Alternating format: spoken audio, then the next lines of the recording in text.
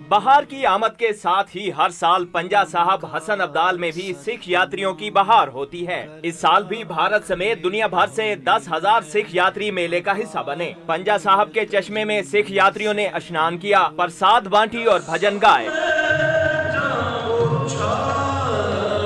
सिख यात्रियों का कहना था कि पाकिस्तान में मिलने वाली मोहब्बत ने बैसाखी मेले की खुशी दोबाला कर दी है। सिख यात्रियों ने पाक भारत खुशगवार ताल्लुकात की ख्वाहिश का भी इजहार किया। मेल जोल बहुत है, बंदे पूछते भी कितों आए हो, किधर ले भी मान तान कर दिया पूरा।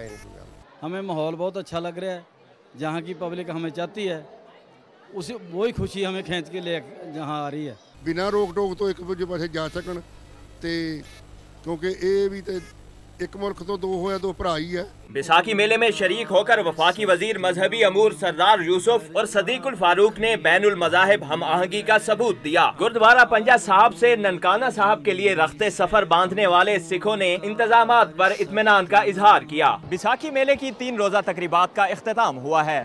दुनिया भर से आए सिख यात्री गुरुद्वारा पंजा साहब की खुशगवार यादें लेकर वापस लौट रहे हैं। कैमरामैन असदुल्ला भट्टी के साथ एतजाज हसन, डॉन न्यूज़, हसन अब्दाल।